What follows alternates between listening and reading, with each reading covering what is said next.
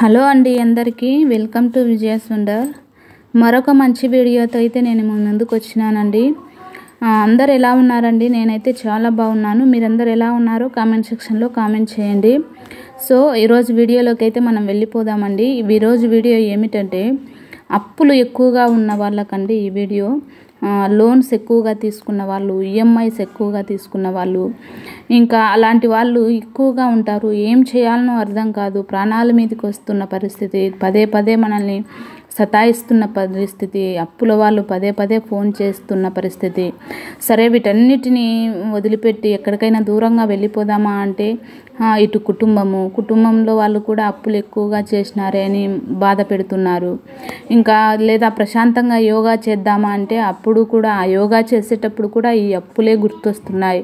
Mind రిలీఫ్గా లేదు, ఏం చేయాలనో అర్థం కావడం లేదు అనే వాళ్ళకి మాత్రం ఈ వీడియో చాలా బాగా ఉపయోగపడుతుందండి. వీడియోనైతే ఎక్కడ స్కిప్ చేయకుండా చివరి వరకు చూడండి. ఇంకా అంతకంటే ముందు మన ఛానల్ని ఎవరైనా సబ్స్క్రైబ్ చేయకపోతే మాత్రం సబ్స్క్రైబ్ చేసుకోండి. అదేవిధంగా లైక్ చేసి షేర్ చేయండి. ఇంకా అలాంటి వాళ్ళకి నేను ఈరోజు ఒక సలహానైతే ఇస్తానండి.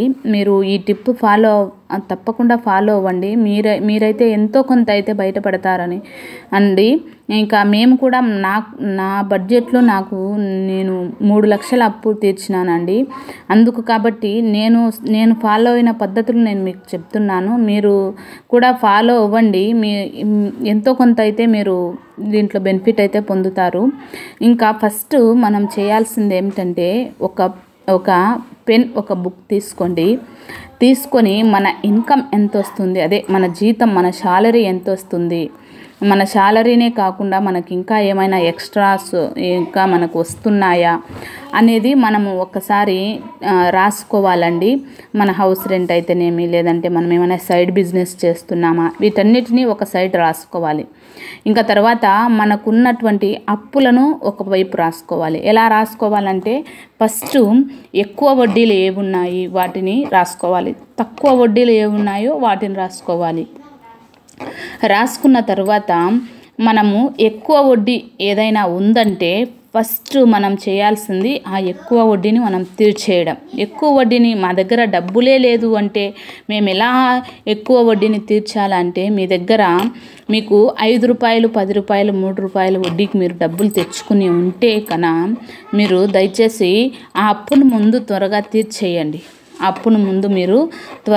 తీర్చేయండి. ఎలా అంటే మీకు ఎవరైనా తెలిసిన వాళ్ళు, ఇంకా మేము అందరి దగ్గర తెచ్చుకున్నాము, ఇంకా మా దగ్గర ఎటువంటి షోస్ లేదు, మాకు ఇచ్చేవాళ్ళు ఎవరు లేరంటే మీరు బ్యాంకుకు వెళ్ళండి. మేము బ్యాంకులో కూడా తెచ్చుకున్నామంటే మీ దగ్గర ఏమైనా గోల్డ్ ఉంటే దాన్ని అమ్మేసేయండి. ఎందుకంటే మనకు ఎక్కువ వడ్డీ అవుతుంటే కట్టలేకపోతే మనం డిప్రెషన్లోకి వెళ్ళిపోవడం కంటే మన దగ్గర ఉన్న బంగారాన్ని మనం అమ్మేసుకోవడమే బెస్ట్. వాటిని కొదవకు పెట్టుకొని అవి మళ్ళీ విడిపించుకోలేక తక్కువకు పెట్టుకొని అమ్ముకోవడం కంటే వాటిని పూర్తిగా అమ్మేయడం బెస్ట్. మనకు హెల్త్ బాగుంటుంది. తర్వాత మనం వాటిని పోగొట్టుకున్న తర్వాత మళ్ళీ మనం వాటిని సంపాదించుకోగలం. హెల్త్ పాడైతే మాత్రం సంపాదించుకోలేం. ఇంకా అలా తర్వాత చక్కెర వడ్డీలు ఉంటాయి, బార్ వడ్డీలు కాకుండా చక్కెర వడ్డీలు ఉంటాయి. వాటిని నెక్స్ట్ తీర్చండి. మీరు వడ్డీ కట్టడం మానుకొని అసలు కట్టడం నేర్చుకోండి. First point.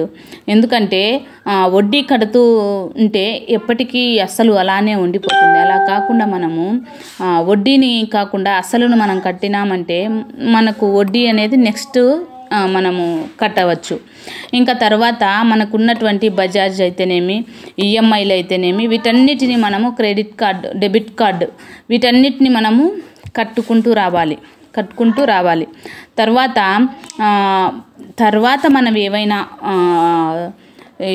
20 రూపీస్ అనేటివి పక్కన పెట్టాలండి. అవి చిన్న వడ్డీలతో సమానము. 50 రూపీస్ అనేటివి కొంచెం మీడియం మనల్ని కొంచెం బాగా తెలిసిన వాళ్ళు ఇచ్చింటారు కదా, వాటిని పక్కన పెట్టాలి. 100 రూపీస్ అనేటివి మనకు బార్ వడ్డీ లాంటివి, 20 రూపీస్ అనేటివి చక్కెర వడ్డీ లాంటివి, 500 రూపీస్ అనేటివి మనకు ఎక్కువ వడ్డీ ఉంటుంది కదా, 10 రూపీస్, 5 రూపీస్ మనం తీర్చలేనటువంటి వాటిని ఇలా మనము పక్కన పెట్టుకుంటూ రావాలి. అవన్నీ ఒక లిస్టులో రాసుకోవాలి. ఇంకా మా దగ్గర డబ్బులే లేదంటే మేము ఎలా వీటిని తీర్చాలా అని మీకు డౌట్ రావచ్చు. ఇప్పుడు మీకు ఎక్కడెక్కడ అనవసరంగా మనం ఖర్చు పెడుతున్నాం అనేది రాసుకోవాలి. ఇప్పుడు ఒక పైప్ ఉంది, పైపు కింద బకెట్ పెట్టినాం, కానీ దానికి హోల్స్ ఎక్కువగా ఉండడం వలన ఆ వాటర్ అంతా పక్కకు పడిపోతుంది. అదే ఆ హోల్స్ అన్నిటిని మనము పూర్తి చేసినామంటే డైరెక్ట్గా బకెట్లో పడి బకెట్ నిండుతుంది కదా. ఏదో ఒక ఉదయం పెడితే 2 రోజుల తర్వాత అయినా తప్పకుండా నిండుతుంది. అలా మీరు ఎక్కడైతే ఎక్కువ డబ్బును వేస్ట్ చేస్తున్నారో వాటిని రాయండి. రాసినప్పుడు మీకు అర్థమవుతుంది. ఇంకా తర్వాత మీకు ఏమైనా బ్యాడ్ హ్యాబిట్స్ ఉంటే తప్పకుండా వాటిని తీసేయండి. ఒక 2-3 సంవత్సరాలు వాటి జోలికే మీరు వెళ్ళకూడదు. మీ ఇంట్లో కూడా మీ భార్యకు చెప్పండి, మీరు ఈ 2-3 సంవత్సరంలో ఎటువంటి శారీస్ ఉన్న వాటినే కట్టుకోండి. ఉన్న వాటిని కట్టుకుంటే మనల్ని ఎవరు ఫంక్షన్కి వద్దని చెప్పరు కదా. నేను నిన్న షార్ట్లో చెప్పాను, మనకు విలువ లేని చోటికి వెళ్ళకపోవడమే మంచిది అని. మనము ఎక్కడికైనా వెళ్తున్నామంటే మనం మంచి చీర కట్టుకొని పోయినా కానీ నీకు ఇంత తప్పు ఉంది, ఏమి ఇంత పెట్టి చీర కొనకుంటే అంటారు. అదే నీకు దండిగా డబ్బులు ఉందంటే నువ్వు ఒక సింపుల్గా ఒక శారీ కట్టుకొని పోయినా మంచిగా చూస్తారు, నేను విలువ ఇస్తారు. బట్టలను బట్టి కాదు నీకు విలువ, నువ్వు ఉన్న స్థితిని బట్టి నీకు విలువ ఉందని గుర్తుపెట్టుకో. ఆ 2 or 3 years మొత్తం షాపింగ్ బంద్ చేయండి. నువ్వు కానీ నీ పిల్లలు కానీ బర్త్డేలన్నీ బంద్ చేయండి, బర్త్డేలన్నీ బంద్ చేయండి. ఇంకా తర్వాత నీకున్న బ్యాడ్ హ్యాబిట్స్ వదిలేయండి. తర్వాత మొబైల్ చూడడం మానుకోండి, టీవీ చూడడం మానుకోండి. మీ ఫోన్లో ఉన్నటువంటి Zomato, Amazon, Flipkart, PhonePe, Google pay వీటన్నిటిని డిలీట్ చేయండి. డిలీట్ చేయడం వలన మీరు మేము డిలీట్ చేస్తే మాకు ఎలా అమౌంట్ వస్తుందని మీకు డౌట్ రావచ్చు. అవసరం లేదండి. ఒకప్పుడు బై హ్యాండ్ ఇచ్చేవాళ్ళం, ఒక వ్యక్తి నుంచి ఇంకొక వ్యక్తి తీసుకునే వాళ్ళం. ఈ ఫోన్పే, గూగుల్ పే ఇవన్నీ పాండమిక్ సీజన్లో వచ్చినాయి, కానీ ఇప్పుడు మళ్ళీ మనం కలుసుకుంటున్నాం కదా. ఆ స్పర్శ అనేది మనకు ఉంటుంది, ఎంత డబ్బులు ఖర్చు పెడుతున్నామని.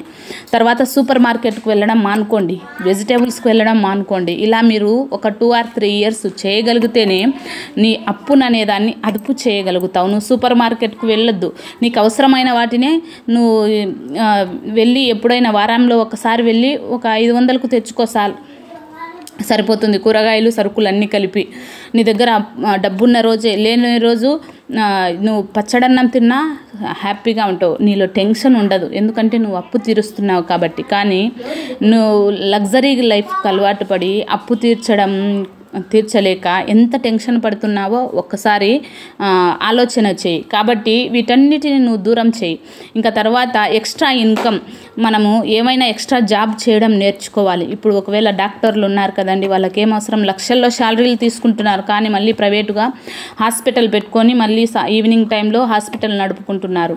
అలా నువ్వు ఏ ఉద్యోగం అయితే చేస్తున్నావో ఆ ఉద్యోగంలో ఎక్స్ట్రా నువ్వు జాబ్ చేయడం నేర్చుకో. నీకు కార్ తోలడం వస్తుంది, కార్ డ్రైవింగ్కి వెళ్ళు. నువ్వు ఉదయం నుంచి సాయంత్రం వరకు నువ్వు డ్యూటీకి వెళ్ళి ఈవినింగ్ నీ డ్రైవింగ్కి వెళ్ళు. కష్టపడి పని చేయి. ఒక 2 or 3 years నువ్వు కష్టపడి పని చేస్తే నువ్వైతే నీ అప్పును తీర్చగలవు. నువ్వు ఇలా టెన్షన్ పడడం కంటే ఇలా కష్టపడి నువ్వు పనిచేసి అప్పు తీరుస్తుంటే నీకు ఆటోమేటిక్గా నీలో ఆరోగ్యం బాగుంటుంది, సంతోషం బాగుంటుంది. అలాగే ఇంకా నువ్వు నీ భార్యను, నీ పిల్లల్ని కూడా ఏదో ఒకటి చేయమని నువ్వు ప్రోత్సహించు. వాళ్ళు డబ్బులు వేస్ట్ చేయకుండా మనం చూసుకోవాలి. అలా మనము ఈ టిప్స్ అన్నీ ఫాలో అయితే మాత్రం తప్పకుండా మనమైతే అప్పు తీర్చగలుగుతామండి. తీర్చలేనిదంటూ ఏమీ లేదు, తప్పకుండా మనమైతే తీర్చగలుగుతాము. తీర్చే ధైర్యం మనలో ఉండాలన్నమాట. తీర్చడానికి ఏ ప్రయత్నాలు అయితే చేయాలనో వాటన్నిటిని మనం ప్రయత్నం చేయాలా. అనవసరంగా కూర్చొని ఆలోచన చేస్తే మనం ప్రెజర్ లేకి వెళ్ళిపోతాం తప్ప ఏమీ మనకు ఉండదు. కాబట్టి ఈ టిప్స్ అన్నీ మీరు ఫాలో అవ్వండి. తప్పకుండా ఈ వీడియో మీకు నచ్చిందనే నేను అనుకుంటున్నానండి. వీడియో నచ్చితే మాత్రం లైక్ చేయండి. అలాగే మన ఛానల్ని ఇంకా ఎవరైనా సబ్స్క్రైబ్ చేయకపోతే మాత్రం ప్లీజ్ సబ్స్క్రైబ్ అండి, మన ఛానల్ని సబ్స్క్రైబ్ చేయండి. ఈ టిప్స్ ఫాలో అయ్యి మీరు అప్పుల బాధలో నుంచి బయటపడాలన్నదే నా కోరిక అండి. మీరు తప్పకుండా బయటపడతారు. ఇంకా చాలా ఉన్నాయండి, మీకు తోచినటివి మీరు చేయండి. ఓకే ఫ్రెండ్స్, మరి ఉంటాను. బై.